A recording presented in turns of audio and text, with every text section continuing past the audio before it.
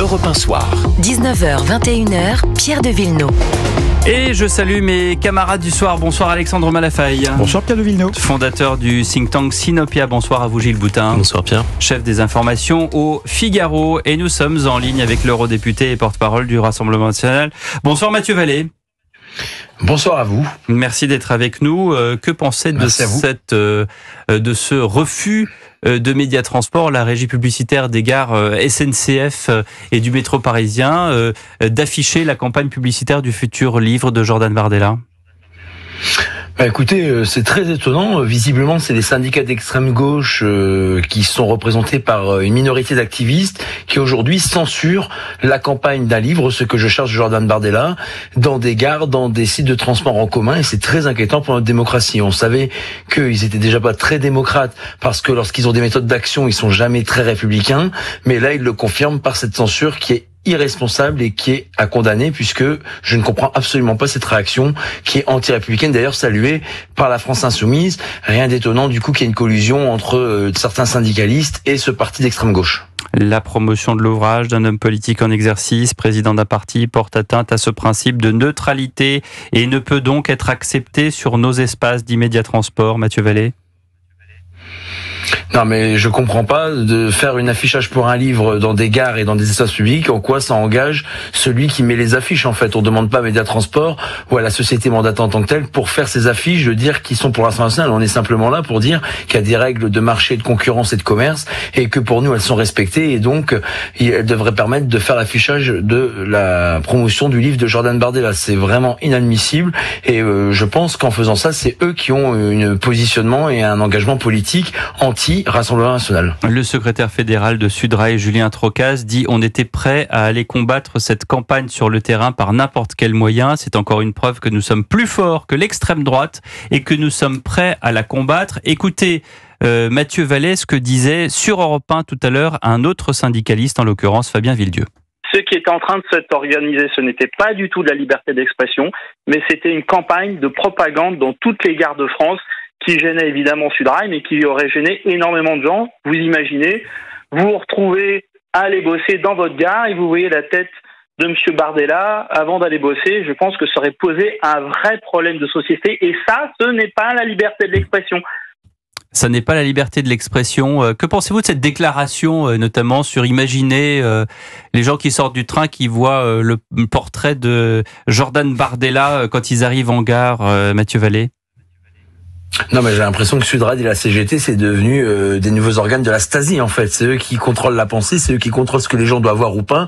Écoutez, s'ils ont leurs yeux qui saignent parce qu'ils voient des affiches d'un livre de Jordan Bardella, ils tournent le regard et puis ils s'en porteront tout aussi bien. Maintenant, moi, je l'avais dit depuis le début, la CGT comme Sudrail, j'ai l'impression que c'est des syndicats de la filiale de la France Insoumise et qu'il y a un continuum entre la pensée de la France Insoumise qui est anti-républicaine, donc anti-RN, et ces deux syndicats qui s'honorent pas à prendre des positions politiques contre notre parti et notamment en premier lieu contre celui qui le dirige. Donc je trouve ça inadmissible et ces explications vaseuses et rocambolesques cachent en réalité un engagement politique qu'ils n'assument pas. Donc je trouve ça complètement lamentable. Mathieu Vallée, Philippe Guibert tout à l'heure sur cette antenne faisait remarquer qu'il y avait aussi beaucoup d'électeurs du Rassemblement national dans les cheminots. Est-ce que vous confirmez et est-ce que dans ce cas-là, vous comprenez aussi qu'une majorité, comme vous le dites, d'extrême gauche l'ait emporté sur ce sujet? Non, mais je vous confirme que les cheminots, comme les ouvriers, comme les salariés dans les usines, comme toutes ces classes populaires et moyennes que la gauche a non seulement oubliées mais trahies, en fait, ne se sont plus représentés ni par leurs syndicats d'extrême gauche qui sont minoritaires, ni par les partis de la France Insoumise dont vous révélez au fur et à mesure des semaines qu'ils ne représentent plus personne dans les sondages. Et donc, effectivement, le Rassemblement national, moi j'ai la prétention de dire que c'est le premier parti des ouvriers dont font partie les cheminots. Et donc, les syndicats d'extrême gauche ne représentent pas les salariés qui sont censés représenter, mais ils représentent un parti politique dont ils ont en fait la filiale et qu'ils ne l'assument pas, c'est tout. Mais effectivement, on a des cheminots qui, sur de nombreux sujets, comme la nationalisation ou la privatisation du rail, notamment pour le fret, qui est aussi pour le régime spécial des retraites, sur beaucoup de sujets, sur les salaires, sur les complémentaires santé, nous rejoignent parce qu'on parle de leurs préoccupations et qu'on propose des réponses concrètes à leurs demandes. Question pour vous d'Alexandre Malafaille.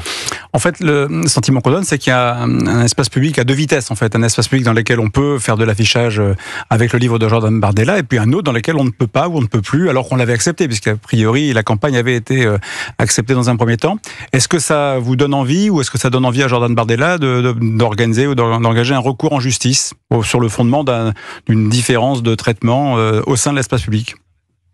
Bien sûr, si la SNCF ne revient pas sur cette décision absurde et irresponsable, Monsieur Bardella engagera des recours par les voies judiciaires et civiles sur cette interdiction qui a été frappée par la demande des syndicats d'extrême gauche. Et c'est bien triste dans notre démocratie. Vous savez que l'extrême gauche, en fait, elle dit qui peut tenir des réunions publiques ou pas. Ce week-end, Sébastien Chénul, député du Nord, ancien vice-président de l'Assemblée nationale, voulait tenir une réunion publique près de Nantes. Il a été presque empêché de le faire. Il a fallu que les policiers le protègent pour qu'il puisse le faire. Maintenant, pour l'affichage public, il va falloir l'autorisation des syndicats d'extrême gauche. C'est insupportable. Dans ce pays, on a des gens d'extrême gauche qui ne représentent personne, qui sont minoritaires et qui veulent dicter la loi de ce qu'il faut penser, de ce qu'il faut voir, de ce qu'il faut écouter, de ce qu'il faut comme représentation. C'est inadmissible et ça devrait insurger tout le monde, sauf ce que j'appelle moi les fachos de gauche, c'est-à-dire ces gens qui prétendent défendre la liberté, qui la bafouent allègrement lorsqu'il s'agit des autres. C'est le prix de la paix sociale.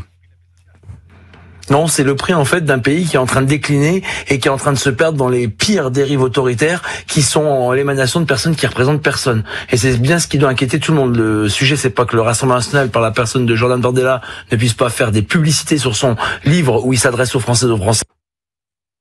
Ah, petit problème de liaison avec Jordan Bardella, avec Mathieu Vallet, qu'on va essayer de récupérer, qui est en duplex de Londres avec nous. Mathieu Vallet, qu'on va essayer de reconnecter quelques instants. Gilles Boutin, ça vous fait, comment dirais-je, réagir vous aussi de votre côté, cette campagne publicitaire ? On en avait parlé lundi dernier et je parlais de l'absence de réflexion de la part de ceux qui vilipendent cette campagne en faveur du livre de Jordan Bardella, puisqu'ils invitaient à ne il disait qu'il ne suffisait il n'y avait pas besoin de le lire pour en connaître la teneur. C'est tout le problème de cette gauche radicale qui a toujours gardé les mêmes habitudes depuis les sans-culottes de la Révolution, qui surveillaient leurs députés et leur vote exerçait une terreur permanente sur eux.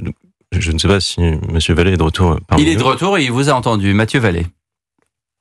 Non, mais d'abord, ce livre, c'est un livre très personnel de Jordan Bardella. Il le dit même dans la publicité qu'il en fait. Il ne s'agit pas de convaincre ou pas convaincre des gens qui votent ou pas pour nous. Il s'agit de s'exprimer à cœur ouvert sur son parcours, sur son engagement, sur ce qu'il pense de notre pays à travers un livre qui s'adresse à tout le monde. C'est pas, en fait, si vous voulez, une Bible à laquelle il faut mettre sur la table de nuit et puis être endoctriné.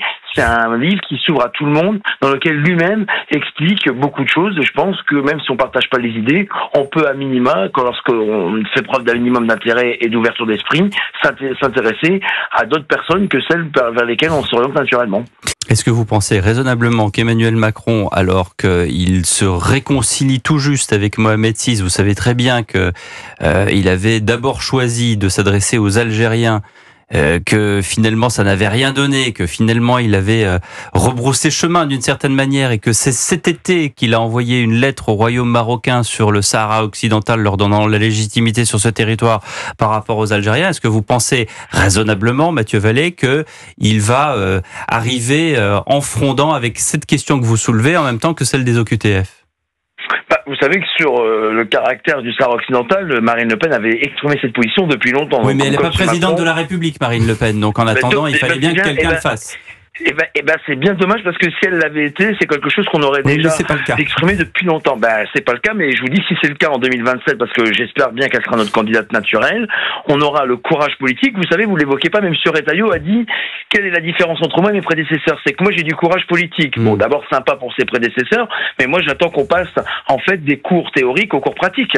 Et moi, je suis désolé, on peut dire qu'on est d'accord avec le Maroc sur le Sahara occidental, et en même temps dire au Maroc, gardez vos voyous et gardez votre cannabis. Moi, j'estime que les deux sont, mais vous savez, dans un couple, pour que ça dure, il faut être sincère, et pour être sincère, il faut dire les choses. Si c'est pour être hypocrite et faire le bal des hypocrites, c'est pas la peine. Moi, qu'on s'entende avec un pays, c'est bien, mais que ça soit efficace, tant mieux. Si c'est pour continuer à recevoir les voyous du Maroc et leur cannabis, c'est pas intéressant qu'on soit amis avec eux. Vous voyez ce que je veux dire? Je vois très bien ce que vous voulez dire, Mathieu Vallet. Alexandre Malafaye. Sur ces violences liées à la drogue, on voit bien que le mal est profond. qu'on l'a laissé s'installer un peu partout d'ailleurs, que les ramifications sont bien sûr au-delà de nos frontières, on parlait du Maroc à l'instant, à supposer qu'on s'en donne les moyens, vraiment. À votre avis, comme vous travaillez sur ces questions-là, combien de temps faudrait-il pour arriver à rétablir une situation, on va dire, satisfaisante, la perfection n'étant jamais de ce monde? Vous parlez pour le cannabis? Le cannabis, les trafics de drogue, les violences dans les quartiers liés à la drogue. À votre avis, voilà, imaginons qu'on se donne vraiment les moyens d'agir. Voilà, parce que les Français ont parfois, souvent, le sentiment que l'action politique s'inscrit dans un temps qui est trop court. Mais on sait bien que sur ces sujets, c'est le temps long qui va devoir s'installer. Combien de temps, à votre avis, à supposer qu'on s'en donne les moyens? Réponse courte, Mathieu Vallée. Au moins 10 ans. Je pense qu'il faut au moins 10 ans. Et pour armer la police judiciaire, et pour armer la police financière, et pour armer notre diplomatie avec les propositions que j'ai faites juste à l'instant. Merci beaucoup Mathieu Vallée d'avoir été avec nous en direct.